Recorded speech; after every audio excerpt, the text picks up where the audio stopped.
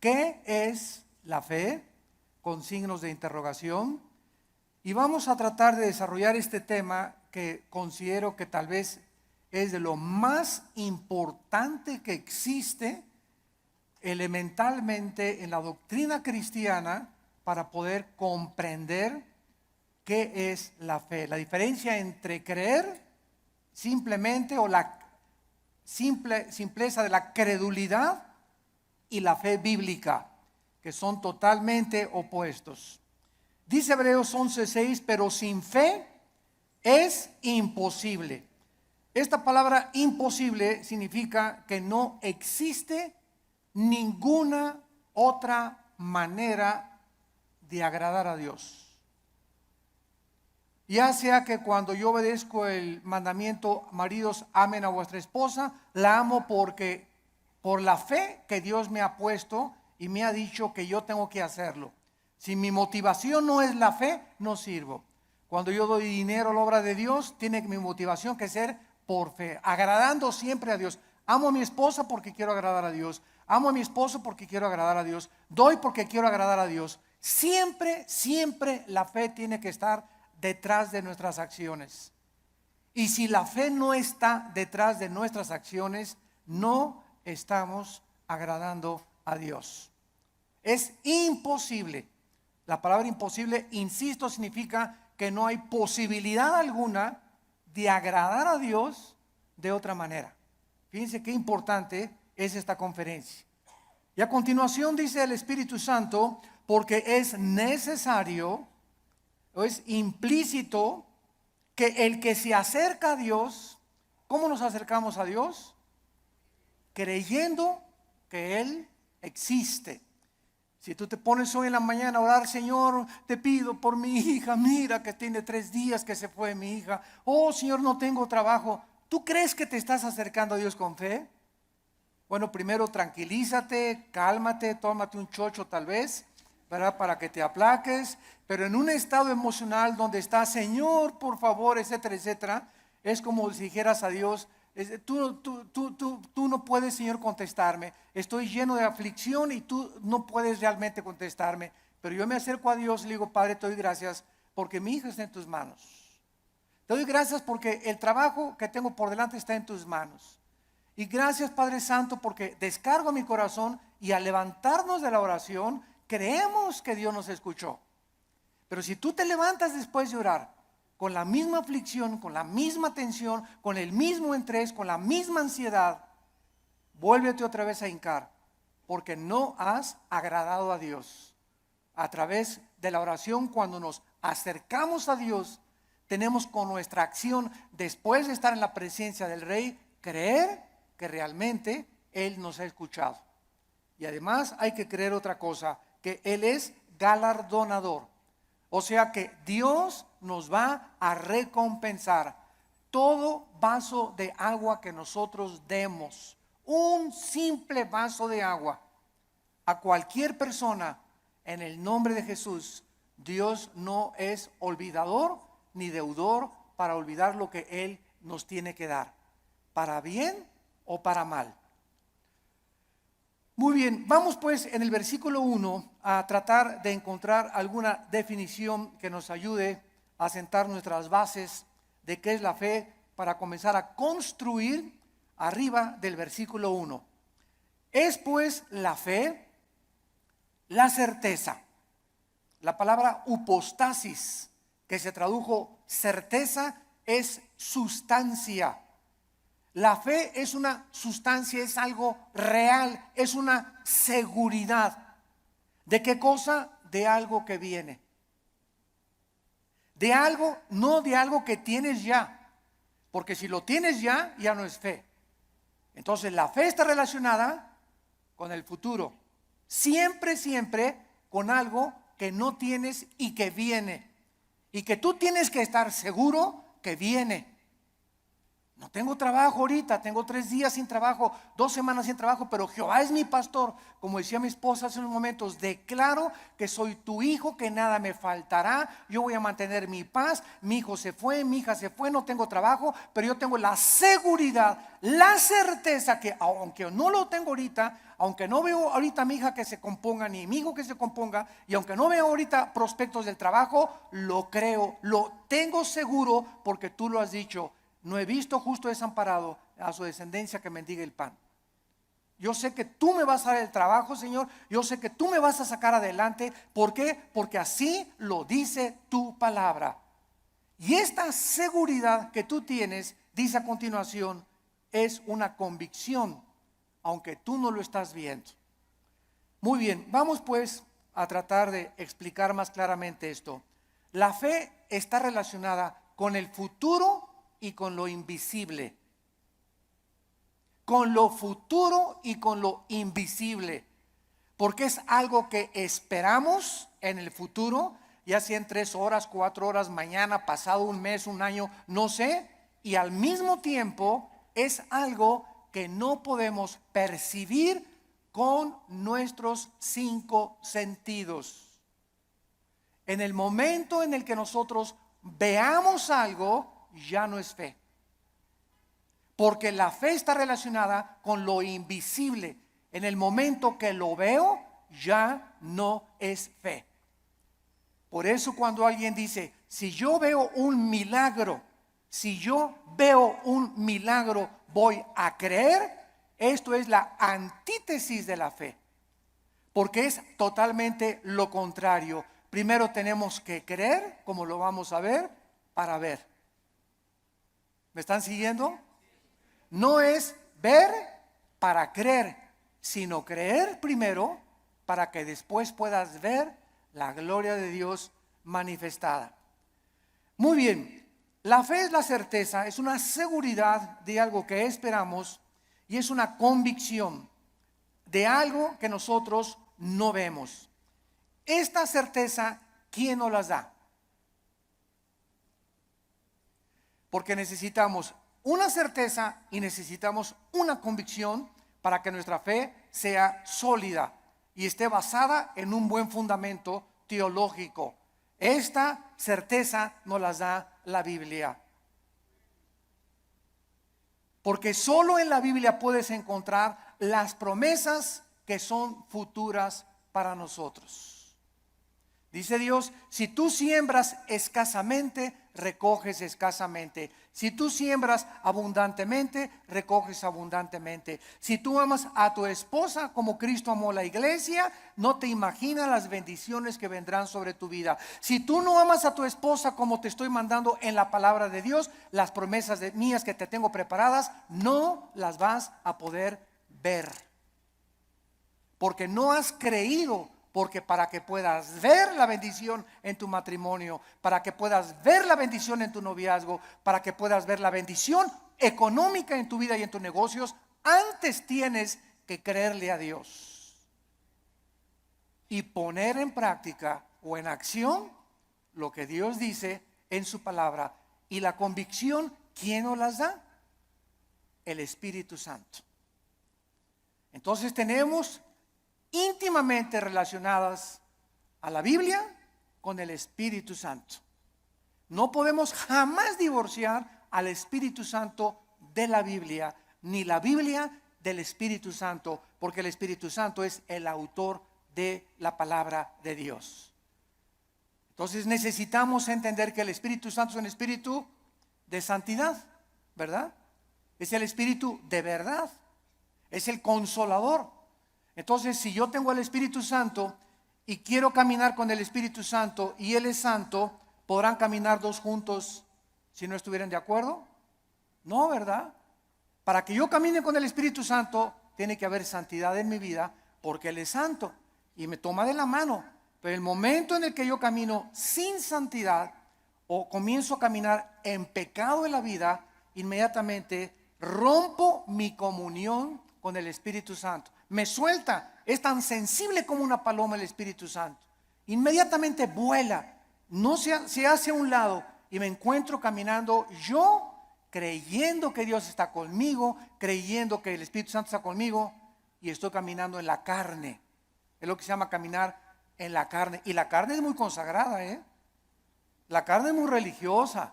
La carne adora a Dios y por acá y por allá, y sin embargo podemos hacer muchas cosas sin la ayuda de Dios en nuestra vida. Muy bien, veamos ahora que entonces la fe está relacionada con dos realidades eternas e invisibles, con Dios y su palabra. La verdadera fe bíblica está limitada a la Biblia.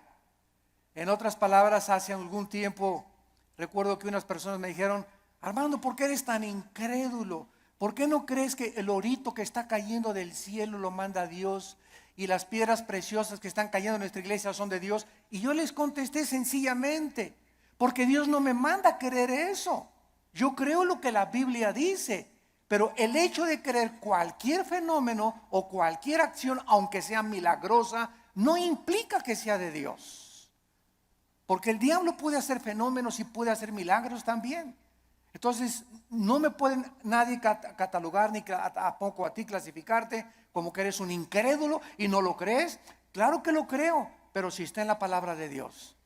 Pero si yo encuentro en Proverbios capítulo 2 que la Biblia me manda y me dice que busque la sabiduría y no las piedras preciosas y no el oro, ¿qué me está diciendo el Espíritu Santo con estas experiencias que se están manifestando en muchas iglesias? Que estas iglesias están tanto en la carne, que está ahora siendo engañadas.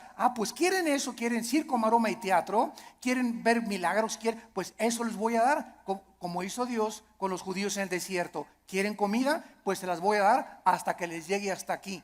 Y los atascó de codornices hasta que los volvieron al estómago. Este es un juicio de Dios. ¿Por qué? Porque Dios nos busca que busquemos sabiduría y que no busquemos, ¿verdad?, las cosas que está cayendo ahorita del cielo. Y mira, hermano, le digo, es más diamantina que nada, hombre, esas menso. La fe está relacionada, está íntimamente ligada a la Biblia. Nuestra fe no es un trapo ungido. Hermano, voy a ir al río del Jordán. Y cuando vaya a Israel, voy a meter una botellita, el agua del Jordán, y me la voy a traer y me la voy a echar cuando esté enfermo. O la voy a poner ahí, le voy a ya casi una veladora. Voy a traer agua del Jordán y me voy a bautizar del río Jordán. El agua del río del Jordán y el agua del río Bravo, y el agua del río Nilo, y el agua del río Támesis en Inglaterra, es exactamente igual. El río Jordán no tiene propiedades milagrosas. Es el agua de un río donde hace 2000 años el Señor Jesucristo fue bautizado, pero el agua no tiene nada de milagroso. El río es como cualquier otro río, y el hecho que Jesús y el Bautista hayan bautizado ahí no significa que va a ser agua milagrosa. Estamos retrocediendo otra vez a Roma, a la agua bendita. Antes entraba a la iglesia y le metía la mano y me hacía por mí que agua bendita, porque le hicieron así y le atribuían propiedades milagrosas. Esto se llama hechicería.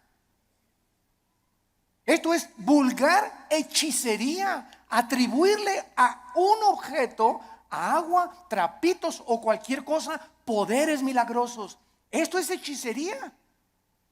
Los brujos usan cosas y collares y amuletos, talismanes, patas de conejo. Todo eso está relacionado con el mundo del ocultismo, no con la Biblia. Y les hablo tan claro como el azul del cielo hoy en la mañana, sin tapujos y derecho y a la yugular. Ya no podemos andar con rodeos. Ya no podemos andar diciendo que tenemos que hablar al pan, pan y al vino, vino. Tú tienes que entender ya claramente qué es la fe. Y ya no estar poniendo un objeto como hace algún tiempo. Me vende un trapito y ahí va la gente y compra el trapito ungido.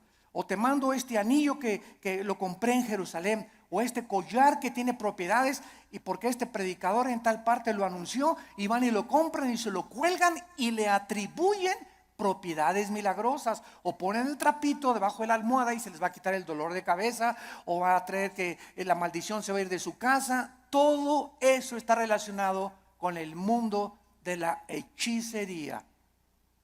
Eso ya no es fe. Y esa hechicería está entrando a las iglesias cristianas. ¿Por qué? Bueno, hace 2000 años en la iglesia de Gálatas, en Gálatas 5, versículo 1, el apóstol Pablo, si alguien no lo cree, les dice a los Gálatas: ¿quién los fascinó para no oír la verdad? Y esa palabra fascinar en el griego es hechizar. La iglesia de Galacia estaba hechizada, estaba controlada por demonios que habían entrado en falsos maestros y pastores que esta iglesia tenía, y que les estaba enseñando a los cristianos: es que no es suficiente la muerte de Cristo, necesitas circuncidarte, no necesitas poner árbol de Navidad, no necesitas hacer estas cosas, necesitas ahora agregarle a la obra de la cruz algo extra. Cuando la Biblia dice que cuando Cristo murió en la cruz del Calvario, se finí, caput, se acabó, consumado es. No hay nada que agregarle a la muerte de Cristo para el perdón que hemos recibido. Tratar de, después de la gracia de Dios, decir que necesitamos hacer ciertas cosas para completar la obra de Cristo, estamos llamándole que fue incompleta la muerte de Cristo, y esto es una herejía. Hace algún tiempo, bueno, más bien no algún tiempo, hace algunos días, me entrevistaron en un programa de televisión. Y una de las preguntas que siempre me hacen en Colombia, en Guatemala, donde quiera que voy, es: ¿qué se pierde la salvación? Siempre me preguntan esa pregunta. ¿Por qué? Porque el 65-70% de la cristiandad cree que se pierde la salvación.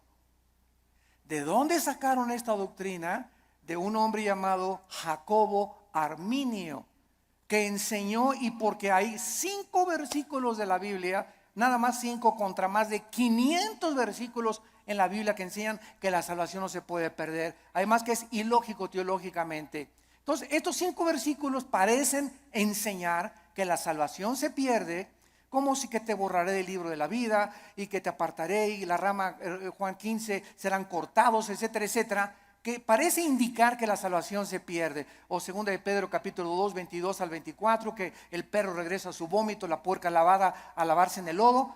Pero sin embargo, cuando estudiamos estos versículos, nos damos cuenta que los sacaron de su contexto.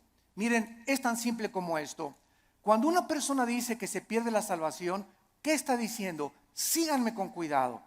Está diciendo que al llegar al cielo, Pedro le va a decir: a ver, Pancho Pantera, ¿por qué te voy a dejar entrar al cielo? Y tú le vas a contestar: por la gracia de Dios, más me porté bien. Igual a la salvación. Eso es lo que se está diciendo. O sea, que la gracia de Dios no fue suficiente. Ahora que ya soy salvo, necesito portarme bien, porque si no me porto bien, pierdo la salvación. Entonces, ¿qué salvación nos dio Dios? ¿Temporal o eterna? Dicen Hebreos 9 y Hebreos 10 que nos hizo eternamente perfectos y santificados. En el momento que recibes a Cristo, recibes la eternidad.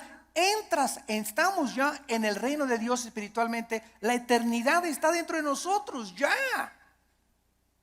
Pero, y ahora en segundo lugar, ¿por cuántos pecados? Apunta todo esto para que te defiendas. ¿Por cuántos pecados murió Cristo en la cruz? ¿Por los pasados, por los presentes o por los futuros? Por los pasados, los presentes y los futuros. Entonces, si existe un pecado que diga que nos hace perder la salvación, Cristo tendría que volver a morir. Cristo tendría que volver a pagar por ese pecado que te hizo perder la salvación. Porque la muerte de Cristo solamente te perdonó los pasados, pero los que tú cometas, tú eres responsable. Y si hay alguno que cometas, entonces Cristo tiene que volver a morir. Y entonces ya Cristo no murió por los pecados pasados, presentes y futuros, sino solamente por los pasados. Porque los que estás cometiendo, tendría Cristo que estar muriendo muchas veces para estar pagando por ellos. Ahora, si tú cometiste un pecado que te hace perder la salvación, la pregunta de los 64,000 pesos es, ¿cuál es, Pancho? ¿Qué pecado nos hace perder la salvación? Dice 1 de Juan, la sangre de Cristo nos limpia solo de algunos.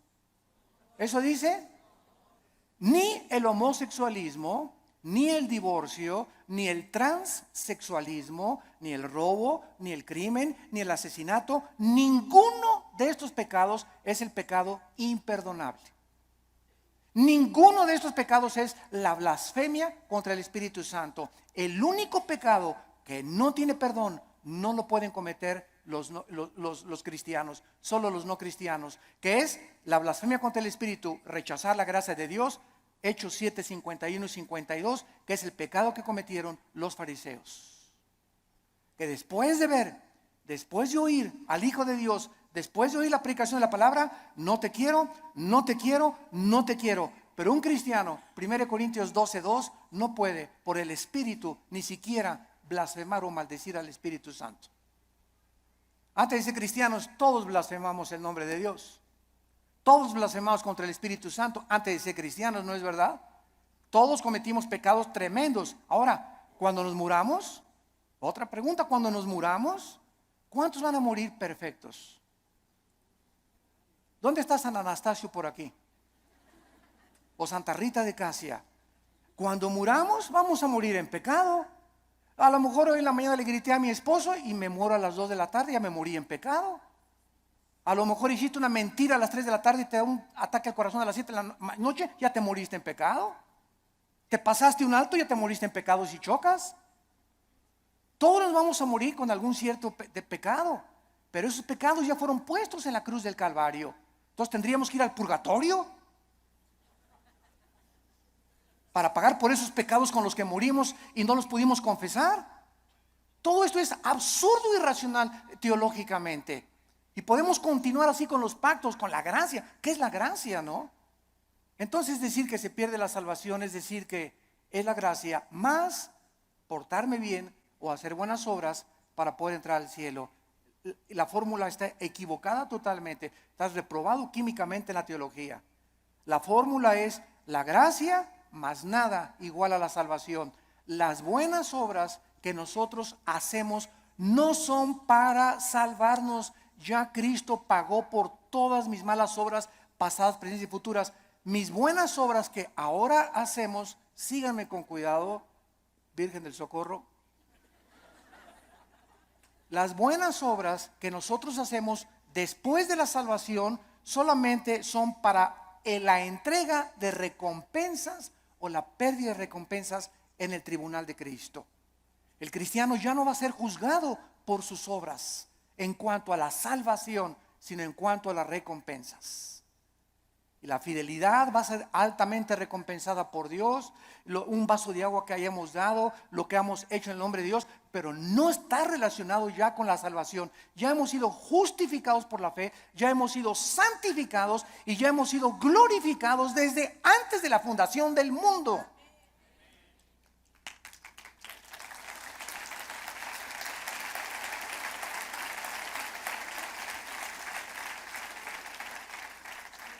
Tenemos que desenterrar otra vez la doctrina de la salvación en el siglo XXI y volverla a enseñar claramente, porque el pueblo de Dios en los errores en que está cayendo es por no tener bases teológicas firmes, doctrinales, de una doctrina elemental como la gracia y la salvación. Y por todos lados, porque todo el mundo lo cree, yo también lo creo. Demuéstramelo con la Biblia y lo voy a creer entonces. Pero no voy a creer que porque todos creen que se pierde la salvación, yo voy a creer que se pierde la salvación. Yo te lo demuestro y se los dije en la televisión, tenemos el debate con el que quiera y se lo demostramos, ¿verdad? Que es absurdo seguir creyendo que se pierde la salvación. Ahora muchos dicen, bueno, como ya no pierdo la salvación, me voy a portar ahora sí, le voy a dar vuelo a la hilacha, ¿verdad? Bueno, dice Gálatas 5:10 que fuimos llamados a libertad, solamente que no usemos la libertad como ocasión para la carne. La persona que dice eso, con que no puedo perder la salvación, puedo hacer lo que quiera, no es salvo. No es salvo. Porque si tienes al Espíritu Santo, no vas a tratar de aprovecharte y tomar la gracia de Dios como una licencia para pecar. Eso demostraría, Romanos 6, que pues pecaremos para que la gracia de Dios abunde. De ninguna manera, porque los que hemos muerto con Cristo, ¿cómo vamos otra vez a pecar? O a tratar de pecar voluntariamente. Ya demostraría que ni siquiera tenemos la salvación. Bueno, esto es importante en relación con la fe. Y vamos a ver ahora algunos ejemplos de la fe en algunos versículos en el Antiguo y en el Nuevo Testamento. Vamos a ver en primer lugar el Salmo 27, para que veamos cómo operó la fe en el Antiguo Testamento y tengamos bases más profundas acerca de nuestra fe. Vuelvo a repetir, la fe está relacionada con el futuro y con lo invisible. La antítesis de la fe sería ver, porque caminamos por fe, no por vista. La vista queda excluida de la fe. Y si camino por vista, está excluida la fe. Una de otra están excluidas. No pueden ser las dos verdad. O camino por fe sin ver, o veo y ya no camino por fe. ¿Está claro? Es muy importante aceptar este concepto. Si caminamos por vista, ya no necesito la fe. Si camino por fe, no necesito la vista. Cada una excluye, insisto, la otra. Esto es contrario a lo que el mundo dice. Ver para creer. Esa es la filosofía del mundo. Esa es la dimensión en la que el mundo se mueve. Nosotros hemos entrado a otra dimensión totalmente, que dice lo contrario, que necesito primero creer para poder ver.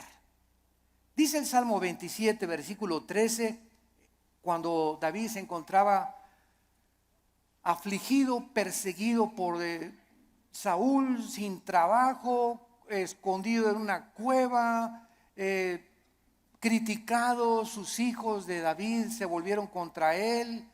Bueno, el pobre David, ¿verdad?, tenía todo tipo de tribulaciones iguales a las que tenemos muchos de nosotros. Y David nos manifiesta y nos exhibe una verdad preciosa. Y dice el Salmo 27:13, hubiera yo desmayado, me hubiera tirado la toalla, me hubiera yo desalentado, ya hubiera querido ya ni siquiera ser cristiano, ya ni siquiera quería ir a la iglesia, ya estaba harto. Si yo hubiera mantenido esta actitud mental, hubiera yo desmayado. Me hubiera tirado ya al suelo, ya no quiero ni siquiera vivir. Estoy harto de todo, de mis papás, de la iglesia, de esto, del gobierno. Y sobran cosas que nos pueden llegar a pensar esto. A menos que, repito, seas San Anselmo. Pero todo cristiano llegamos a estar, ¿verdad?, hasta, decimos vulgarmente en México, hasta el gorro. ¿No te has sentido así? No levante la mano. Porque yo estoy seguro que todos la levantaríamos. Si no has experimentado esto, lo vas a experimentar cuando estés casado, o cuando no estés, o cuando nazcan los hijos, o cuando nazcan los nietos.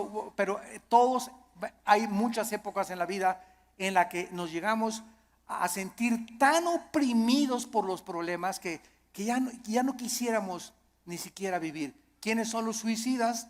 Las personas que se les ha cerrado totalmente el mundo, se han sentido sin ninguna ventana, sin ninguna luz, sin ninguna esperanza, sin ninguna solución más que dejar de vivir.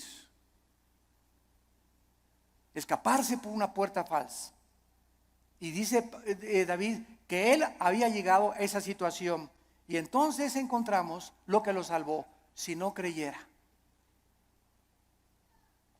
Si no creyera, ¿qué veré? Primero, ¿qué cosa? Creyó. Y después venía la vista. Si yo no hubiera creído que voy a salir de esta situación y que Dios me va a mandar otro esposo, otro novio, que viene el trabajo. Si yo no hubiera creído en las promesas de Dios, ya desde cuándo me hubiera aventado desde el puente hasta abajo. ¿Qué es lo que nos sostiene? Creer lo que Dios nos ha dicho. Esa es la fe, lo que nos ha dicho en su palabra. Hubiera yo desmayado si no creyese. Y dice 1 de Pedro 1:5 que somos guardados por el poder de Dios mediante la fe. En otras palabras, cuando nos encontremos así, y créame que muchas veces al mes yo llego así en la noche, en la mañana cuando me levanto, con el Señor, cansado, ¿verdad? Con problemas, presiones emocionales, el mundo, el petróleo, la caída del dólar, problemas aquí, problemas allá, familiares. Bueno, sobran cosas para desalentarnos en la vida, sobran cosas para amargarnos, sobran cosas para desilusionarnos. Entonces ahí es cuando, en lugar de que te desmayes y te rindas y digas, tiro la toalla, me bajo del caballo, ya no quiero, andamos así con el caballo, cayéndonos del caballo. En ese momento recuerdo, oh Señor, tú eres poderoso, tú eres grande, soberano, y comienzas a sentir otra vez en el caballo y agarras las riendas. Señor, aunque no lo vea, y aunque vea todo que se está cayendo y no vea soluciones y vea el cuadro oscuro a mi alrededor, oh Dios, yo sé que tal vez hoy en la tarde o mañana veré tu bondad.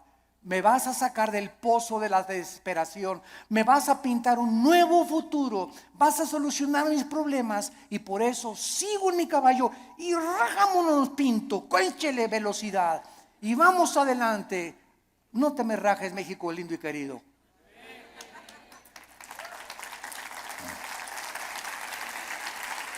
No nos echemos para atrás.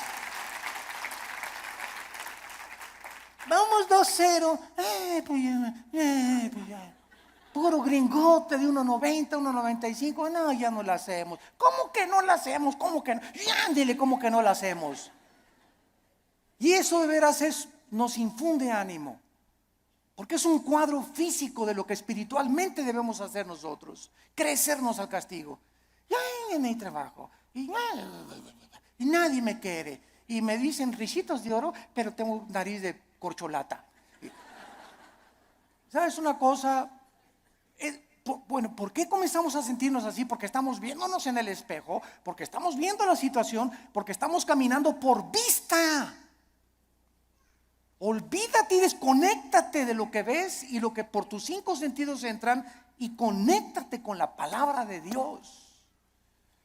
Diario ven a la Biblia en la mañana, cargar las pilas, la energía. Chupa la fuerza espiritual que Dios tiene para nosotros, que es la que nos va a sostener. Nos separamos de la Biblia y nos vamos al suelo. Hebreos 11:27, otro ejemplo en el Nuevo Testamento de Moisés. Hebreos 11:27 dice así: por la fe, por creer lo que Dios había dicho, porque la fe nunca la desconectemos de la Biblia. Por creer lo que Dios ya había revelado en su palabra en el Antiguo Testamento, Moisés dejó Egipto. Si él hubiera sido guiado por sus emociones, vean ustedes, el temor, que es el más grande enemigo de la fe. El temor. El temor es la antítesis de la fe, es lo opuesto de la fe. Si Moisés hubiera dicho, el rey, si me voy me va a mandar los soldados, me mata, me corta la cabeza, él es el emperador de Egipto. Pero Moisés no vio al emperador de Egipto, no el temor que comenzó a meterse, porque el temor así entra como la termita, ¿verdad? Y comenzamos a sentir así que, y el temor, y comenzamos hasta a sudar frío, y comenzamos a temblar por el temor, y saldrá esto, y saldrá de la operación mi abuelita, y podremos, y dejamos que nos domine esta emoción, comenzamos a alejarnos de Dios y comenzamos a perder el poder de Dios que está viviendo por fe. Moisés dijo, antes de tenerle miedo al faraón, antes de tener miedo a su abogado, antes de tenerle miedo a mi suegro, antes de tenerle miedo a mi ex esposo, antes de tener miedo de nada ni de nadie en este mundo, tengo temor de Dios. Y eso fue lo que hizo Moisés. No vio el temor del emperador, los ejércitos que tenía, y dejó Egipto. No fue gobernado por el temor, sino creyó lo que Dios le había dicho y venció sus emociones. Porque se sostuvo como viendo físicamente a Dios. ¿Eso dice? Este está en tercera de Pancho 3:1. Porque se sostuvo viendo algo que no se veían con sus ojos, ni se experimentaba empíricamente con sus 5 sentidos. Se sostuvo por algo que nadie podía ver, pero él sí podía ver, y podemos ver los cristianos, que es a Dios. Viendo al invisible. ¿Con qué ojos lo vemos? Con los ojos de la fe. Es un par de ojos que el Espíritu Santo nos ha entregado que el mundo no tiene. Vemos no lo que vemos, vemos las cosas que no se ven, porque las que no se ven son más reales que las que se ven. Esto fue lo que hizo que Moisés se pudiera sostener. La fe nos capacita para ver lo que el mundo no puede ver. No hay trabajo, no hay esto, no hay aquello. El mundo, terremotos, se cae. Ahora que fue el terremoto de Japón, no sé si vieron ustedes un video de los muchos que han pasado, que primero el terremoto, el tsunami y el puntillazo, la fuga de gas radioactivo. Y pasaron a una japonesita que era cristiana, como de 80 años de edad. Y está la japonesita en el video caminando y dice, aquí estaba mi casa. Y para todos lados estaba viendo, y ahí estaban mis hijos, y ahí vivía mi sobrino. Y se queda la japonesita como de 80 años de edad, sin nada ni nadie en el mundo. Ni una cobija donde acostarse. Y se hace así las cabezas y dice, pero tú me seguirás sosteniendo. Bueno, las lágrimas comenzaron a caer de mis ojos. Pero fue así una cosa, ¿verdad? Para poner una película. Ahí estaba mi familia, ahí estaban mis papás, ahí estaban mis hijos, mis nietos, aquí estaba mi casa. No hay nada. Imagínate, de la noche a la mañana quedarte sin familia, ni vecinos, ni papá, ni mamá, ni nada, y levantar los ojos, pero tú me seguirás sosteniendo. Esa es la fe. Sostenidos viendo lo que no se ve, con los ojos y la seguridad y la certeza y la convicción de lo que Dios ha dicho: no te dejaré ni te desampararé, aunque se acabe todo a tu alrededor. Veamos ahora en Juan capítulo 11. Juan capítulo 11, versículo 39 y 40. Se muere Lázaro. La familia de Lázaro eran las hermanas Marta y María. Marta es un ejemplo de la mujer afanada, María un ejemplo de la mujer que se acerca a Dios. Pero las dos nos representan a todos nosotros. No porque te digas Marta va a ser afanada, ¿verdad? Pero es un ejemplo solamente de que todos nosotros padecemos esta debilidad, de que muchas veces queremos ver para creer, y tenemos que dominar esa tentación y ese impulso de nuestra antigua naturaleza. Entonces aquí en Juan 11:39 dijo Jesús: quiten la piedra. Marta, la hermana del que había muerto, dijo: Señor, y he ya, porque es de 4 días. Jesús le dijo: ¿no te he dicho que si crees, verás? Ahí está otra vez. Marta, tú no tenías que haber visto que se alivió ahorita. Hemos llegado al punto que lo dejé morir, porque Cristo dejó morir a Lázaro. ¿Se acuerdan que cuando le avisaron? Señor, Lázaro se está muriendo? No hizo caso. Y era el mejor amigo de Jesús y la familia que lo hospedaba y le daba de comer a Jesús, y tenía según un cuartito especial para Jesús cuando pasaba por ahí Jesús. Y no hizo caso Jesús, y Lázaro se murió. Y ya que tenían 3 días, Jesús dice a los discípulos: vamos a donde está Lázaro. Y ahora sí, como decimos en México, ¿ya para qué? ¿Ya para qué? ¿Ya para qué? Pues ¿cómo que ya para qué? Pues eso decimos nosotros, pero no lo dice Jesús ni Dios tampoco. Y llega Jesús, los discípulos: ¿ya para qué, Señor? ¿Ya para qué? Ya pierdes tu tiempo. Y es que todo, dice Cristo, lo hice llegar a este punto, y te estoy haciendo llegar a este punto donde pierdas tu trabajo, donde tengas esa enfermedad, donde pases esto. Estoy llevando las cosas al extremo para que cuando estén en el extremo, ahí pueda yo ser grandemente glorificado por tu vida. Yo cuántas personas he visto que se enferman de cáncer y que son sanadas y que dicen: Dios mío, hasta los médicos, pero esto es un milagro. Pero si no hubiera sido esa enfermedad, no hubiera sido glorificado Dios. Si no hubieras perdido tu trabajo y un trabajo te viene milagrosamente, ¿cómo podrías decir: Señor, solo tú pudiste haberme dado este trabajo? Fue un milagro. Así como ayer la selección mexicana fue un milagro que ganara. Pero aquí no se mete, ¿verdad?, la fe.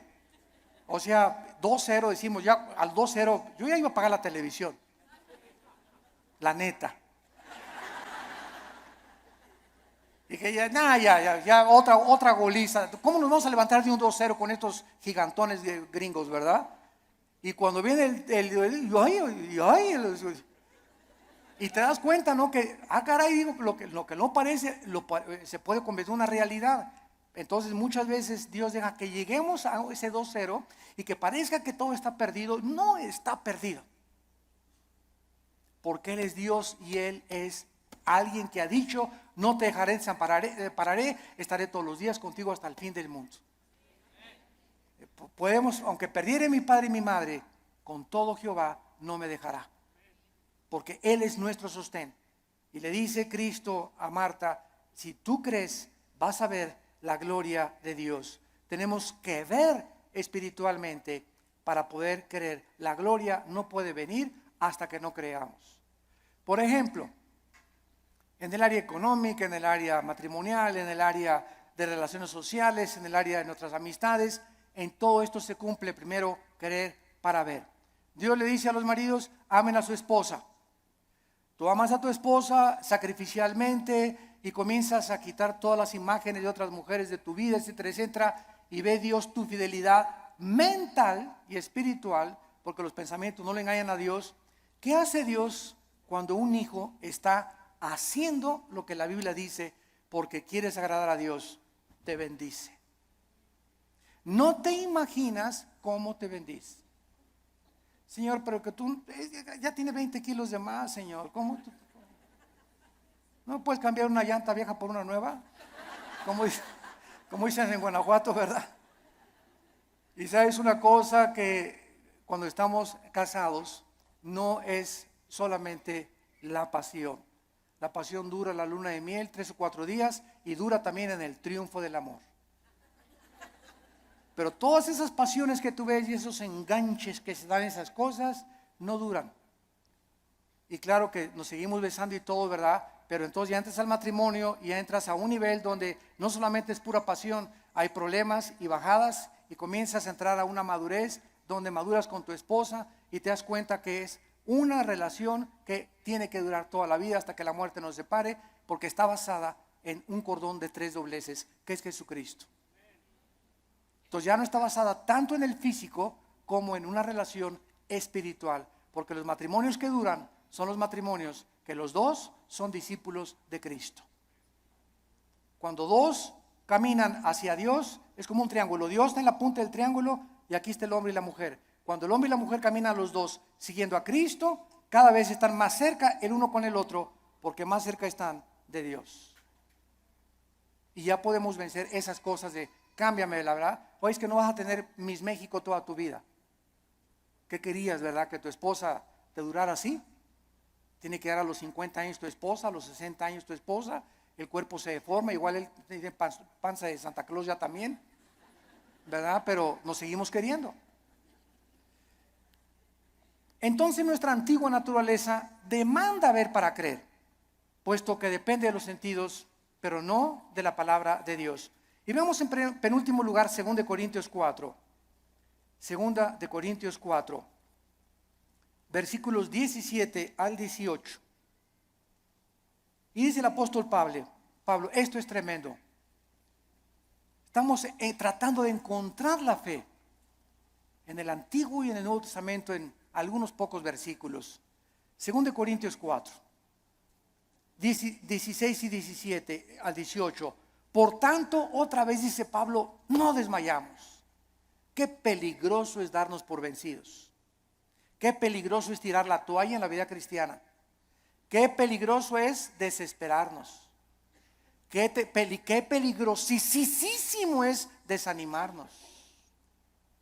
Qué peligroso es.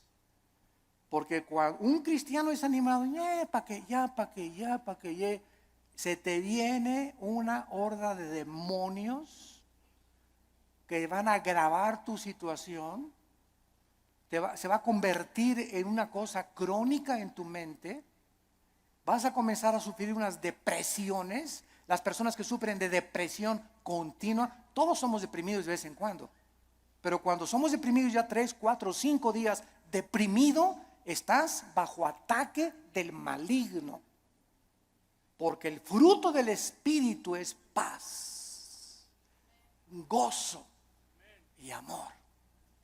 ¿Por qué has llegado a esa situación que estás así, que ni te toquen porque brincas? Porque tienes una semana, 2, 3 semanas que te soltaste la palabra y comienzas a desmayar porque no estás aferrado a la palabra de vida. Por tanto, no desmayamos, dice el apóstol Pablo. Antes, aunque nuestro cuerpo exterior se va desgastando, el interior no obstante se renueva de día en día. ¿Saben ustedes que lo peor que existe para una persona es verse en el espejo? Bueno, claro que tenemos que peinarnos, ¿verdad? Y rasurarnos, etcétera, etcétera. Pero cuando ves, ya tengo 50 años, viejito ya. No, ya tengo 70, ya para qué, ya voy de salida. ¿Cómo que vas de salida a los 70 años? Ya tengo 80, ya voy de salida, ya para qué. ¿Cómo que vas de 80? A los 80 años Moisés fue llamado por Dios. A los 80 años Caleb le dijo a Josué, dame más montañas para conquistar. Cuando comenzamos a vernos físicamente, no, pues es que dicen que a los 60, a los 70 se deteriora el cuerpo. Eso dice la ciencia, pero dice uno de los salmos que cuando nosotros confiamos en Dios, seremos fructíferos como las palmeras, tendremos fuerzas como las del búfalo y creceremos como los cedros del Líbano para continuar anunciando la justicia de Dios. ¡Qué viejo ni qué viejo! Dejemos que nuestro cuerpo se siga desgastando. Yo les he hablado tantas veces de nuestra abuela materna que murió hace algún tiempo, de 97 años de edad. Mi abuelita, 97 años de edad, no usaba bastón. Nunca se convirtió a los casi 80 años de edad, después de haber sido 30 años presidenta de la Acción Católica de México. A los 80 años de edad, vivió todavía 17 años más a los 97 en sus 5 sentidos. Y se levantaba a las 7 de la mañana, se emperifollaba y se ponía su loción Sanborns, se cubría todo, ¿verdad? Y caminaba, era la loción famosa en aquel tiempo, ¿verdad? Y la más barata también. Y estaba a los estudios y la llevaba a los estudios en la mañana y en la tarde. ¿Y ahora dónde vamos, hijito? Me decía a las 5 o 6 de la tarde el domingo. Le digo, abuelita, tú a tu casa y yo a la mía, le decía. Porque todavía traía cuerda a los 95, 96 años, traía cuerda todavía, porque, a ver, y vamos a ver una película mejor de Walt Disney, ¿no? Y llévame a cenar, abuelita, que me desgastas, abuelita, me debes más de 50 años de edad. Pero ¿qué era lo que la sostenía ella? Y que nunca, siempre el gozo, siempre contenta, ¿verdad? Regañando a todos y por aquí y por allá. Se parece mucho a mi mamá, ahorita ustedes la conocen, a la general, a mi mamá, ¿verdad? Sobre todo los que van a Liti. Pero es esa energía que necesitamos tener. Y no estar, ya tengo, cacle. El interior se va renovando. Y este cuerpo corrupto vas a echar a los gusanos y al panteón y vamos a resucitar. Así como una semilla contiene un árbol y fruto y ramas, esa semilla, ahí está todo. Así cuando se siembra va a resucitar en un cuerpo glorificado. Y nos vamos a ver, y cuál cacle ni cake nada, ¿verdad? Sino que tenemos que mantener esa energía y esas fuerzas, esas ganas para vivir para Dios. Porque los que se mueren pronto son los que no tienen ganas de vivir para Dios. Ya, para que ya yo llegué, ya voy de salida. Tienes que hablarle a tus nietos y tienes que hablarle a tus viejitas y tienes que ir a los asilos a predicar. No te encierres nada más, cacle. Nada, hay mucho que hacer todavía. La energía la tenemos por dentro. Y olvídate por afuera, no te veas en el espejo. Ve lo que Dios está haciendo internamente con tu alma. Dice Pablo, porque esta leve tribulación momentánea, miren nada más cómo considera Pablo la vida. En primer lugar, los problemas, las aflicciones y los sufrimientos son leves. Dice Pablo, es como si un mosquito me hubiera picado. Todo lo que he sufrido, las pedradas, la persecución, me arrastraron, mis hijos me dejaron, a mi esposa las violaron, fui castigado por Dios. David y Pablo, todo lo que sufrió y lo encerraron en la cárcel, todo ha sido leve y además temporal, momentáneo, porque Pablo no veía y como un perro, pobre de mí, ya no me quieren ni mis nietos, se acuerdan de mí, ya nadie me quiere. Y comienza a ser como un perro ahí en el rincón, lamiendo tus heridas y compadeciéndote, y esa autolástima que va a hacer que te hundas y te pintes más rápido. Que te vayas, más rápido. A veces me olvida que no estoy con los jóvenes. Es leve y es temporal. Produce en nosotros un cada vez más excelente peso de eterna gloria. No mirando las cosas que se ven. No mirando las cosas que se ven. Ahí está otra vez la fe. Si miran las cosas que se ven, nos desmayamos, nos desanimamos, nos hundimos. Miremos las promesas de Dios, sino las que no se ven, porque las que se ven son temporales, pero las que no se ven son eternas. Gracias por tu palabra, Señor. Señor, gracias por alimentarnos, edificarnos, animarnos con tu palabra. Gracias por aclararnos tantos conceptos que están siendo atacados. Estamos siendo invadidos por doctrinas extrañas que se han acabado aceptando como si fueran la verdad. Regresemos a la Biblia. Volvamos otra vez a abrir las páginas santas de la Biblia para que el Espíritu Santo alumbre nuestro entendimiento y podamos ver la gloria de Dios en la faz de su Hijo Jesucristo. Gracias porque sin esta fe, sin creer en lo que tú nos has dicho, no existe ninguna otra manera en que te podamos agradar. Porque así tú, Señor, lo has determinado. En esta mañana muchos de ustedes que nos ven a través de la televisión y aquí presentes, tal vez eran crédulos. Y tú le llamabas fe a lo que te habían enseñado en tu familia o en tu religión, sin saber en qué estaba basada lo que te habían enseñado. Pero la fe requiere de conocimiento, porque necesitamos conocer, porque viene por el oír y el oír por la palabra, para que tenga una fe que salve tu alma. Ven a Cristo en esta mañana, entrégale tu vida diciéndole estas palabras: Señor, te doy gracias porque creo que en la cruz tu Hijo Jesús murió en mi lugar, que a los 3 días Él no se quedó en la tumba, tú lo levantaste de entre los muertos, dándome la garantía que yo también volveré a vivir juntamente con Él. Señor Jesucristo, te pido que entres a mi vida. Me arrepiento de mis pecados. Lávame con tu sangre preciosa. Sé para mí mi Señor ahora y mi Salvador, porque quiero ahora ya no vivir conforme a lo que veo con mis ojos físicos, sino con los ojos espirituales que en este momento me estás trasplantando tú, para poder ver tu gloria en tu palabra. En el nombre de Jesús, amén. Gracias a Dios por su palabra. Gracias a Dios por la Biblia. Vida Nueva para el Mundo se sostiene y propaga el mensaje de salvación de Jesucristo. Gracias a Dios, provee recursos para crear una comunidad y organización sana. Llevemos juntos el Evangelio de Jesucristo al mundo entero. Realizamos eventos, seminarios, congresos y diferentes programas para dar a conocer el mensaje de salvación y el poder de nuestro Señor, transformando y edificando vidas de mujeres, hombres, niños alrededor del mundo. ¿Qué pasa cuando decides hacer tu donativo? Aunque no puedas llevar la palabra personalmente a todo el mundo, de esta forma lo estás haciendo. Con tus donativos o aportaciones, estás sembrando y formando parte de lo que Dios está haciendo en su obra. Estás ayudando a traer luz a la oscuridad, paz al conflicto y esperanza a los que no tienen ninguna. Dona desde México.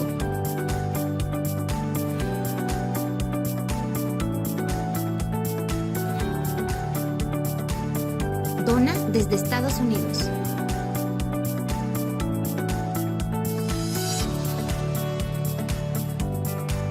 Para el resto de donaciones de otras partes del mundo, www.vidanuevaparelmundo.org.mx/dona. Estamos cumpliendo la gran comisión. Por tanto, vayan y hagan discípulos a todas las naciones, bautizándolos en el nombre del Padre, del Hijo y del Espíritu Santo, enseñándoles que guarden todas las cosas que les he mandado. Y he aquí que yo estoy con ustedes todos los días hasta el fin del mundo.